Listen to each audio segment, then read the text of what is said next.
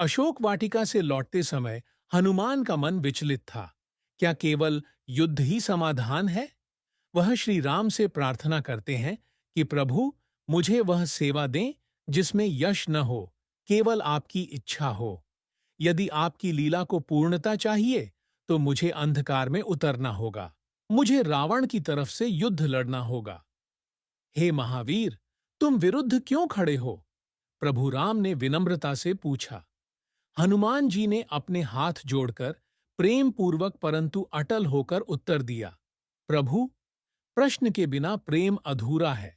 जब भक्ति परीक्षा मांगती है तो भक्त स्वयं प्रश्न बन जाता है। मैं आपका विरोध नहीं, आपका सत्य सिद्ध करने आया हूं।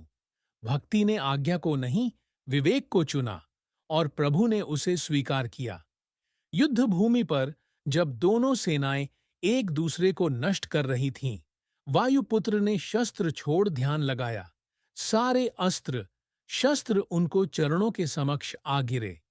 कथा कहती है, मिथकीय और महाकाव्य में, कि राम का करुणा रूप और रावण का अहंकार सृष्टि के दो ध्रुव हैं और उनके बीच स्थिर धुरी हनुमान।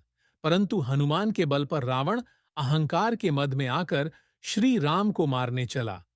हनुमान ने कहा, लंकेश, शक्ति को स्वामित्व समझने की भूल मत करो। तेरी विभूति भी उसी का अंश है जिसे तू नकार रहा है। हनुमान ने देह नहीं, रावण के अहंकार को विदीर्ण किया। युद्ध रुक गया, पर जागरण शुरू हुआ। हनुमान का उद्देश्य पूर्ण हुआ। श्री राम के पास लौटकर उन्होंने कहा, प्रभु, यदि मेरी भक्ति शुद्ध है तो मेरी प्रतिकूलता भी आपकी लीला को सिद्ध करेगी। श्री राम ने प्रेम से पूछा, प्रिय, अब बताओ, सचमुच मेरे विरुद्ध क्यों लड़े? हनुमान जी ने अपना मस्तक झुकाया, किंतु उनका तेज पूरे विश्व को प्रज्वलित करने वाला था। उन्होंने कहा, प्रभु, आपको पूर्ण बनना था। दया तभी संपूर्ण होती है जब वह अपने विरोधी को भी स्पर्श करे। मैंने अंधकार का रूप धारण किया ताकि आप उसे आलिंगन दें। मैंने आपके भीतर छिपे छाया रूप को जगाया ताकि ईश्वर ईश्वर को देख सके। स्वयं परब्रह्म भी अपनी लीला में बंध गए और अश्रु भरे नेत्रों से श्री राम ने कहा, तो यह युद्ध नहीं, यज्ञ था। हनुमान जी ने सहमति में कहा, हां प्रभु, परिपूर्ण सेवा।